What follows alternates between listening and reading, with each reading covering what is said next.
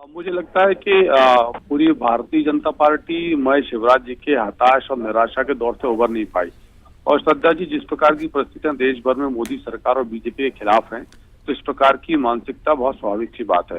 लेकिन खेद का विषय कि व्यक्ति जो मध्य प्रदेश राज्य का लगभग 13 वर्ष तक 13 साल तक मुख्यमंत्री रहा हो, और यदि वो इस प्रकार की अभद्र शब्दों का प्रयोग किसी प्रशासनिक अधिकारी के लिए करते हैं, तो बहुत शर्म का विषय है। तो और कम से कम शिवराज सिंह चौहान साहब जैसे राजनेता को तो इस बात का विशेष ध्यान रखना चाहिए कि फिल्मी अंदाज में यदि किसी कलेक्टर से बात की जाए, मुझे लगता है कि कुछ क्षणिक आवेश उनका जो था वो हास्यास्पद भी है और निंदनीय भी है और शर्मनाक भी है। तो क्या हम ये माने, क्योंकि एक तो जहां वो प्रचार करने गए हैं छिंदवाड़ा, मुख्यमंत्री कमलनाथ वहां से प्रत्याशी हैं, और वहां पता है कि मुख्यमंत्री की कितनी लोकप्रियता है, तो क्या ये डर और खिसियाई बिल्ली खम्बा नोचे वाला हिसाब? निश्चित तौर पर मैं आपकी बात से पूर्णतः सहमत हूँ कि जिस प्रकार की परिस्थितियां, क्योंकि शिवराज जी एक परिपक्व राजनेता हैं और हम ये भी जानते और मानते हैं कि भारतीय जनता पार्टी में उनके दुर्दिन चल रहे हैं। ना तो उनको प्रदेश में नेता प्रतिपक्ष की जिम्मेदारी दी गई, ना चुनाव प्रचार की जिम्मेदारी दी गई, तब उनकी आभार यात्रा पर रोक लगा दी गई, कलकत्ता उड़ीसा में उनको प्रचार करने भेज दिया। अब वो मुश्किल मध्य प्रदेश में उनको जहां अवसर मिलता है तो वहां स्थिति है कि इस प्रकार की बातें करते हैं। तो एक हताश और निराश राजनेता का जो दौर होता है, उस दौर से आदरणीय शिवराज सिंह चौहान साहब गुजर रहे हैं, और संभवतः यही कारण है कि उनके ऊपर इस प्रकार की मानसिकता हावी है। और हम सब जानते हैं कि वो अच्छे शब्द और शब्दावली का चयन करने वाले राजनेता हैं, पर आज के जो उनके शब्दावली, जिस प्रकार की उनकी भाषा शैली आज की है, निश्चित तौर पर स्थापित करती है कि उनके जो भारतीय जनता पार्टी के दुर्दिन है, उसका प्रभाव उनके भाषण और भाषा शैली पर पड़ रहा है। इससे पहले कभी इस तरह की भाषा नहीं सुनी शिवराज सिंह चौहान की, और इस तरीके से मंच से धमकाना कि पिट्ठू कलेक्टर सुन ले, मौका हमें भी मिलेगा, दिन हमारे भी आएंगे, तब तेरा क्या होगा।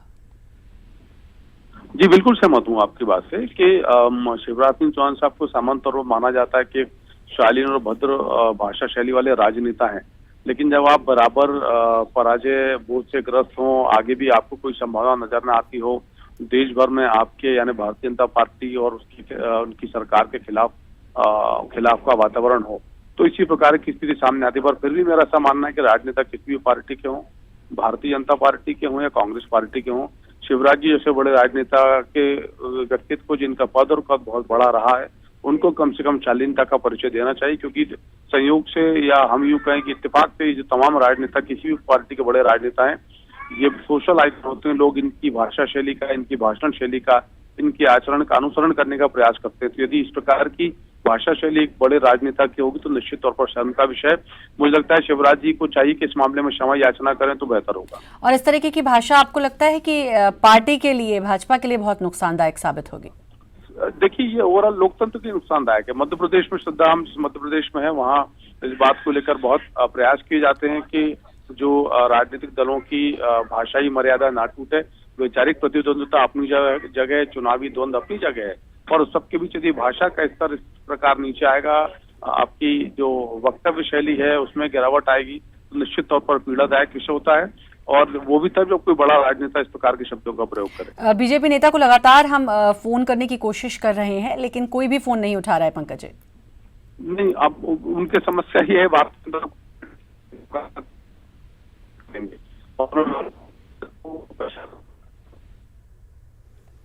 जी, तकनीकी समस्या। पंकज चतुर्वेदी हमारे साथ थे, कांग्रेस प्रवक्ता जिनसे बात कर रहे थे। और आपको बता दें कि शिवराज सिंह चौहान छिंदवाड़ा पहुंचे हैं और विवादित बयान दिया है। वहां से मंच से कलेक्टर को धमकाया है, और चौराई में सभा के दौरान मंच से बोले कि पिट्ठू कलेक्टर सुन ले, मौका हमारा भी आएगा, वक्त हमारा भी आएगा, तब हम देख लेंगे। ये कहा है, तब तेरा क्या होगा, माफ कीजिएगा, तब कहा है तब तेरा क्या होगा। तो ये फिल्मी अंदाज में मंच से धमकाने की कोशिश, मंच से धमकाया है पूर्व मुख्यमंत्री ने। और चौराई में सभा करने के लिए गए थे। नत्थन शाह बीजेपी के प्रत्याशी हैं, उनके पक्ष में प्रचार कर रहे हैं, लेकिन वहां जाकर जुबान फिसल गई और मंच से कुछ ऐसे शब्दों का प्रयोग किया है पूर्व मुख्यमंत्री ने। वक्त है ब्रेक का, जल्द हाजिर।